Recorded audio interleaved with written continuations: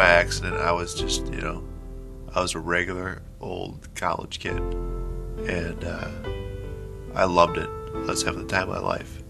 Down at Marquette, being out with my friends. I just enjoyed life to the fullest. And I took every opportunity that I could just to be me. My life was perfect. I couldn't have asked for anything more. My dad has been a great influence in my life. He's always been there for us. And then sophomore year of high school, he was in a construction accident and fell off the roof and broke his neck. So that majorly changed our life. Yeah, I was a truck driver for a good many years, 10, 15 years. And liked hanging around with my friends, and I don't do all that anymore. Card games down in basements I don't do anymore. So yeah, it's all stuff I miss now. The first reaction that went through my mind upon hearing from her neurosurgeon that she would be in a wheelchair for the rest of her life was absolute disbelief.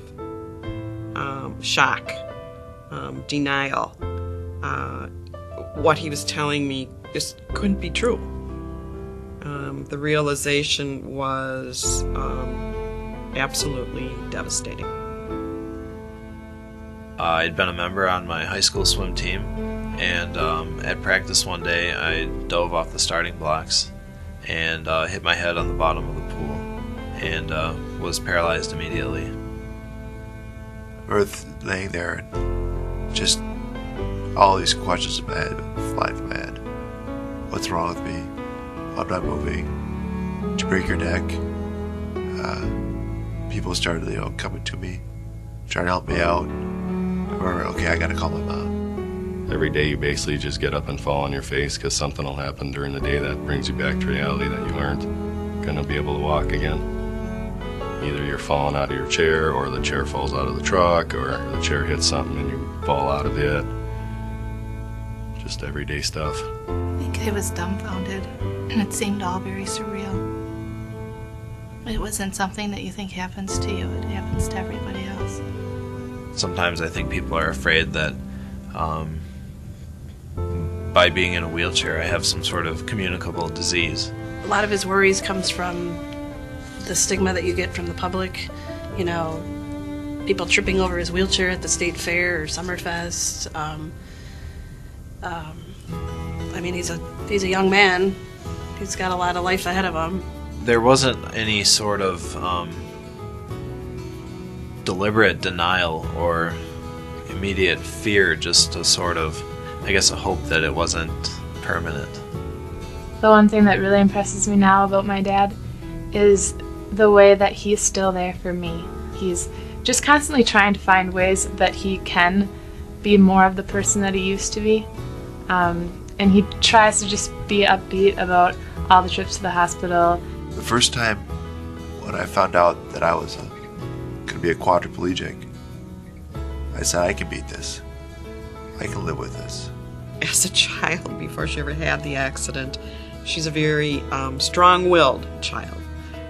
So I think that's a major part of what has made her as strong as she is today. All I thought about when I found out that I had the paralysis was I just wanted to walk again. When I look back at the people that I've met and the things I've been able to accomplish, I definitely would not be the same person. The relationships that I've developed, the people I've met, have really been something.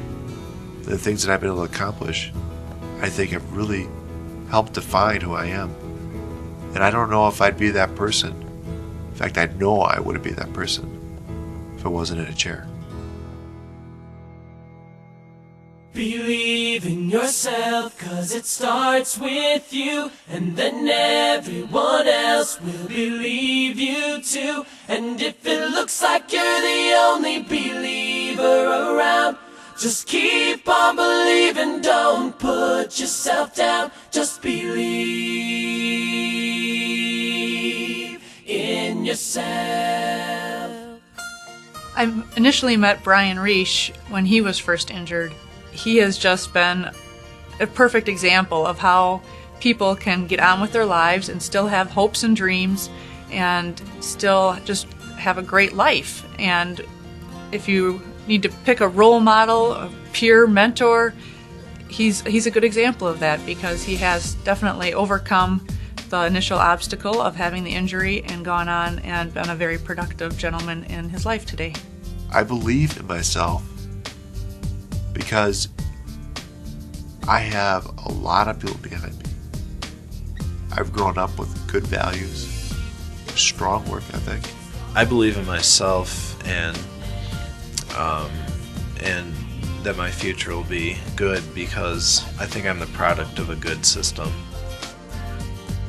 What we decided early on that we were going to be truly transdisciplinary, that the patient was going to be the focus of the program. It's not about this person's a PT and this person's an OT. It's about what the patient needs to get done to do the best they can and get out of here the best they can and to live as much of a normal and happy life as possible. I, as a clinician, doing surgery on spinal cord injured patients or taking care of spinal cord injured patients, I always get the question, am I going to walk again? 10 years ago, the answer would have been no.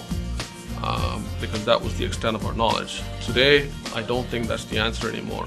You've got to keep a positive attitude and just try and take one day at a time. We also remind Scott of his spiritual side, that there is a higher power, and with him and with all of the three of us together, we can get through anything that the day brings us. I have very caring and supporting parents who've set a real good example for me of hard work and being a good person. We've come a long way since his accident. Originally we were told that he wouldn't be able to be a biological father. And one day at a time, we've made it happen. I have 3 kids now, and I might be, if I can get farther along with therapy and the muscles come back, I should be walking within about a year or better. I'm often amazed at the courage of so many of our patients with spinal cord injury. You know, an interesting phenomenon is that most people who suffer spinal cord injuries do learn to adapt. They learn to rebuild their lives in a different way, and I'm impressed with how strong and how capable people who I wouldn't have believed would be that way are. You have to have a strong family because everyone's needed. You can't do it on your own. You need help, so you need to reach out, and you can't be afraid to say, I need help with this. The Bryon Riesch Foundation has helped us. A lot of support from family, friends. Our church did a fundraiser when we got our handicap accessible van. The scholarship that I get from the foundation is really very helpful and really takes a lot of worry off of both my parents and I. We were able to appeal to Bryon's Foundation, and they gave us an extremely generous donation towards the purchase of a vehicle for Angela. They've helped me with some academic scholarships that have been really great, especially with law school tuition. I think it's wonderful. There's no question that the activities of the Bryon Riesch Paralysis Foundation have been very helpful to us and to other investigators as well. Pilot funding can allow us to take a new idea that has promise and generate meaningful data that lets us go on to longer-term funding to explore things in more detail. Because that's where the end answer is for spinal cord injury. What exists today is palliative. You need, for something curative, you need basic science research. That's what you need. The research we support also benefits other research, neurological research, such as Alzheimer's, Parkinson's, MS, muscular dystrophy. And so when you donate to the Bryon Riesch Paralysis Foundation, you are actually helping fund research for several different areas. Foundations like the Bryon Riesch Paralysis Foundation are important because they continue to strive to find a cure, to prove that there is a hope, to find a way to make someone else's life a little bit better every day.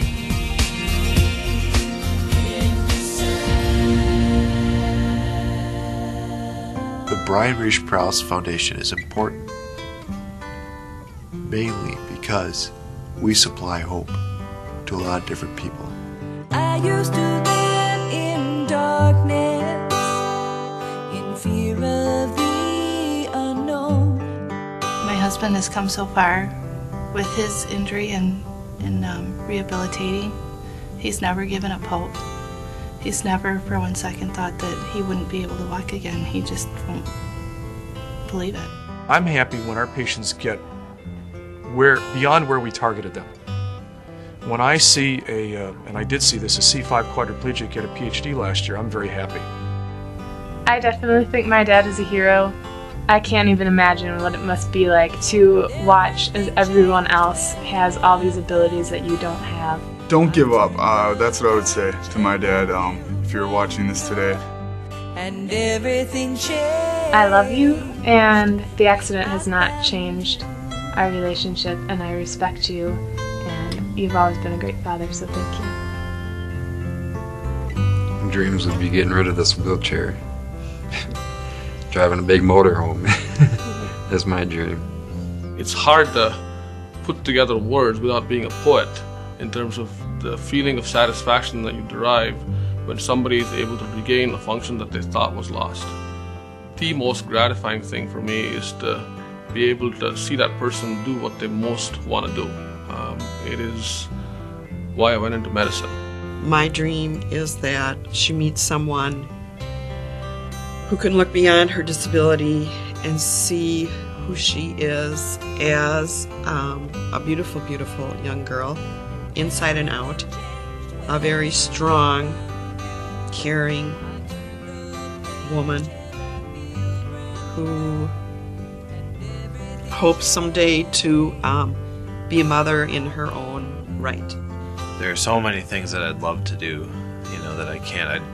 I'd love to go swimming. I wouldn't dive into a pool, but I'd love to go swimming, help my mom with the dishes, believe it or not, do simple chores like that, walk on the beach. Will I walk someday? You better believe it. With help, with people around me, with the progress we're making in science, in the future, God, the sky is the limit. But without the support and the help and the money from people around us, none of that can be accomplished. You have to dream along with us. Without you, we're not going anywhere. Everything changed when I found you.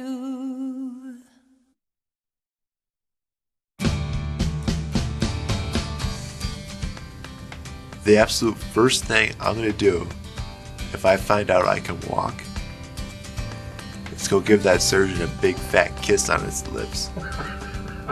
No. No. No. Oh, you don't have that at Dave, do you? Yes, I do. Alright. No. The That's a great answer.